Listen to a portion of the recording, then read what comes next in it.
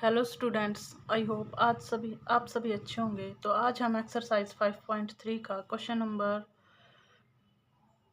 3 का first part करने जा रहे हैं। आई होप आप सभी को इससे पहले जो मैंने क्वेश्चन करवाए हैं वो आप सभी को समझ में आ गए होंगे। यदि आपको कहीं कोई दिक्कत है तो आप कमेंट करके भी पूछ सकते हैं। तो देखो क्या है, इन एन एपीज कुछ एपीज दे रखी हैं, ठीक है।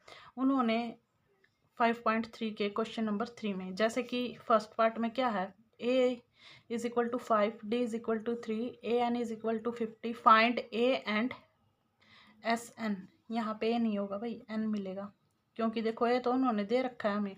तो find n and S n. तो देखो हमें, हाँ, अगर हम ए एन का फार्मूला लगाए तो ए एन गिवन है, डी गिवन है, ए गिवन, तो वहाँ से एन निकल आएगा। तो लिखो A N is equal to A plus N minus 1 into D. A N की वैल्यू कितनी है 50 is equal to 5 plus N की वैल्यू हमें पता नहीं है और डी की वैल्यू कितनी है 3।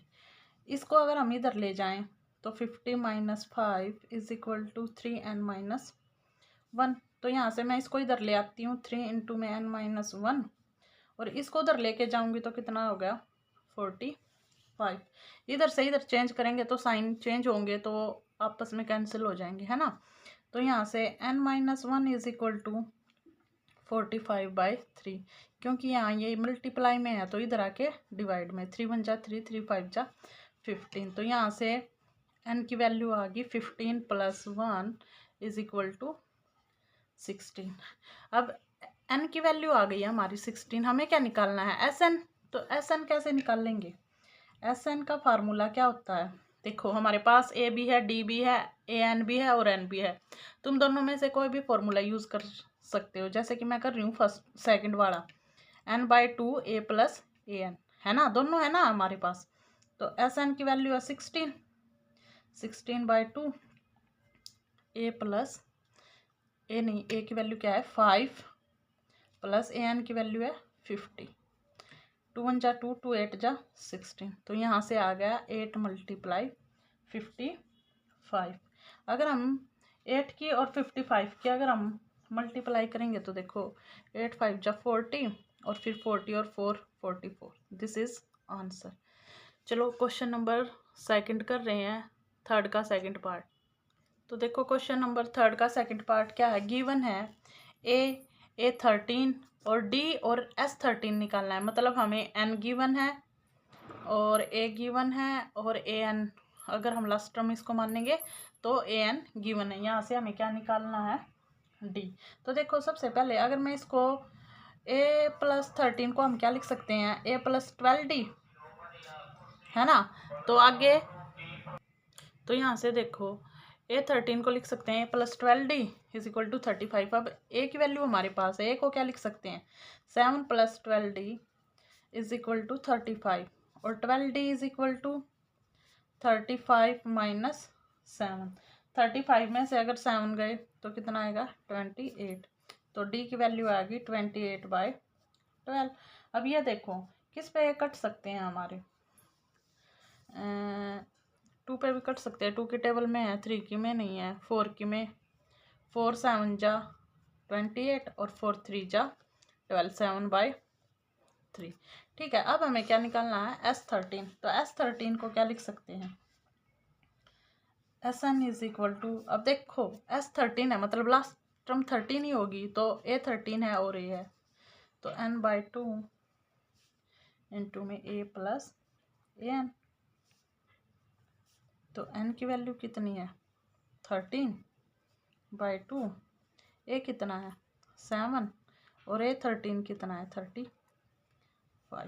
तो यहाँ से आ गया 13/2 मल्टीप्लाई में 42। 2 1 जा 2, 2 2 जा 4, 2 1 जा 2। अब 13 और 21 की मल्टीप्लाइंग करेंगे 273। This is answer. ठीक है, आई होप आप सभी को समझ में आया होगा। चलो क्वेश्चन नंबर थर्ड का थर्ड पार्ट करते हैं। तो देखो यहाँ से 3 का थर्ड का थर्ड पार्ट गिवन है A12D, ठीक है। हमें निकालना है A और SN। तो देखो A12 को हम क्या लिख सकते हैं, A+11D इज इक्वल टू है 37, लेकिन D की वैल्यू हमारे पास गिवन है, कितनी है 3, तो मैं यहाँ रख देती हूँ इस वैल्यू को।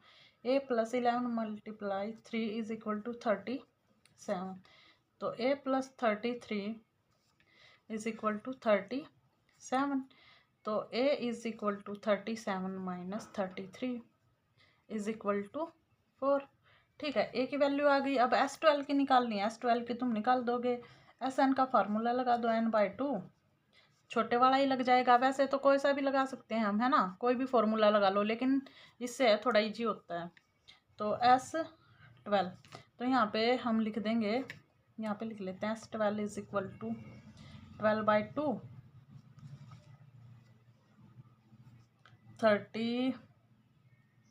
30 नहीं 4 है। A की वैल्यू है 4 प्लस और AN की वैल्यू है 37।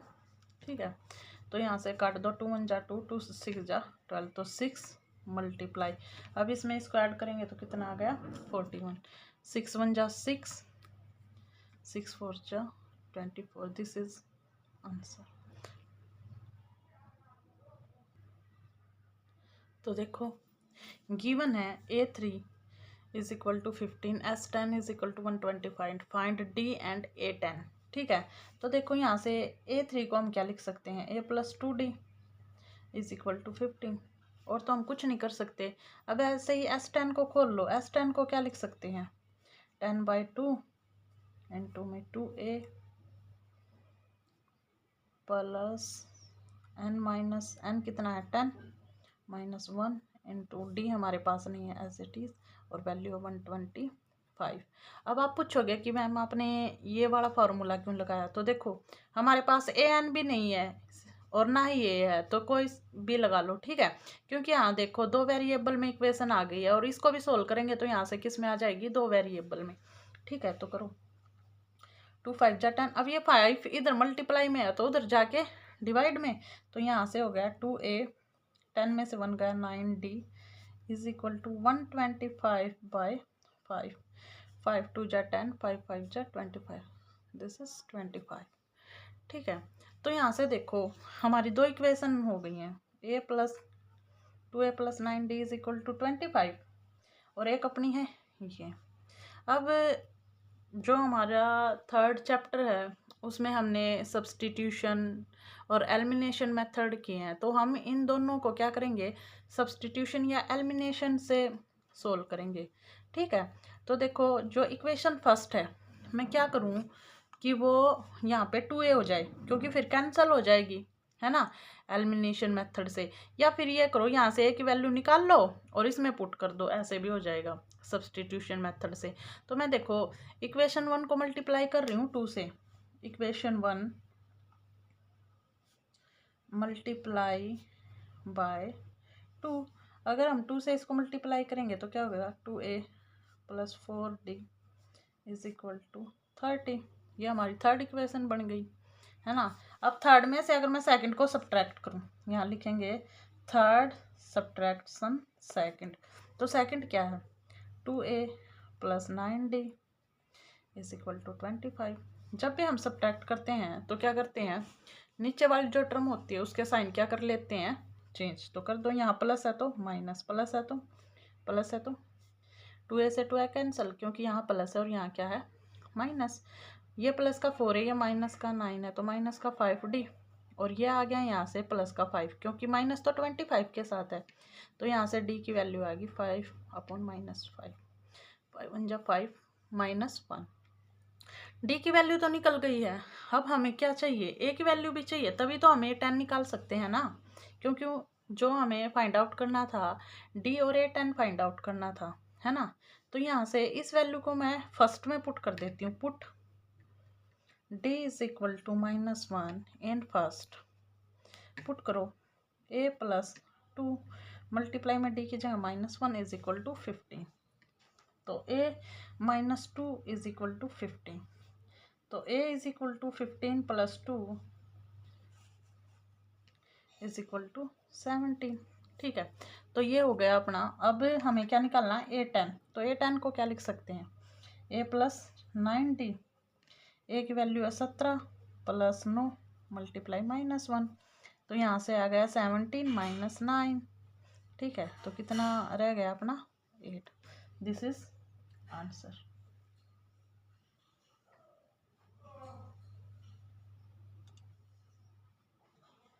तो क्वेश्चन नंबर 3 का थर्ड का 5th पार्ट कर रहे हैं। तो देखो D = 5, S9 = 75 और फाइंड आउट करना है A एंड AN।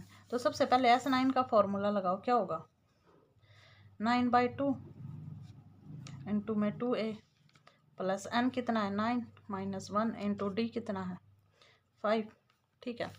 तो यहाँ से आ गया 9/2 और इसकी वैल्यू कितनी है 75, ठीक है। तो मैं इस 9/2 को उधर ले चलती हूँ, ठीक है। तो यहाँ से आ गया 2A प्लस 8 5 जा, क्योंकि 9 में से 1 गया 8 की 5 से की 40 = 75।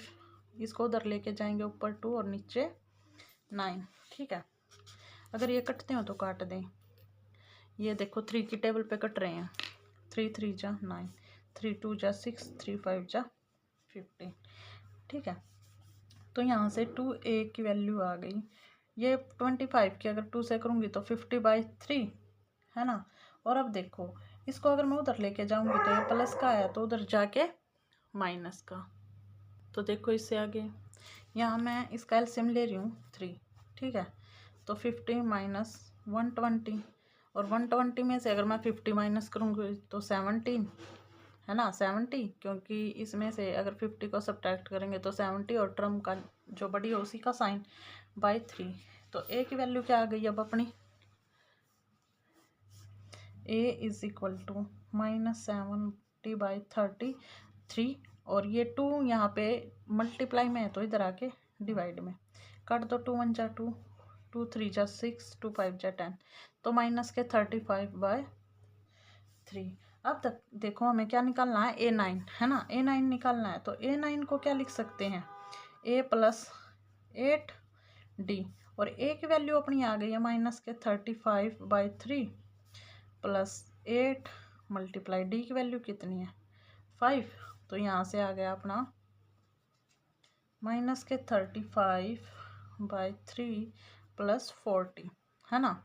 वही सेम पहले जैसी इक्वेशन। तो एलसीएम ले लो, कितना आ गया 40 नहीं 3, यहाँ लिख लो -35/3 प्लस 40/1। अगर हम एलसीएम लेंगे तो क्या होगा 3 एलसीएम -35 प्लस 120। अगर 35 में से 120 को सब्ट्रैक्ट करेंगे, वहाँ पे आया था 70, तो ये क्या है 5 ज़्यादा है नहीं, वहाँ तो 50 था। तो 120 में से 35 सब्ट्रैक्ट करेंगे 5, 11 में से ये गया 8, तो 85/3। तो यहाँ से अपना A आ गया है, A की वैल्यू आई है -35/3 एंड A9 की वैल्यू आई है 85/3। This is the answer. I hope आप सभी को समझ में आया होगा। तो चैनल को सब्सक्राइब, लाइक और कमेंट करना ना भूलें और ज़्यादा से ज़्यादा शेयर करें। Thank you.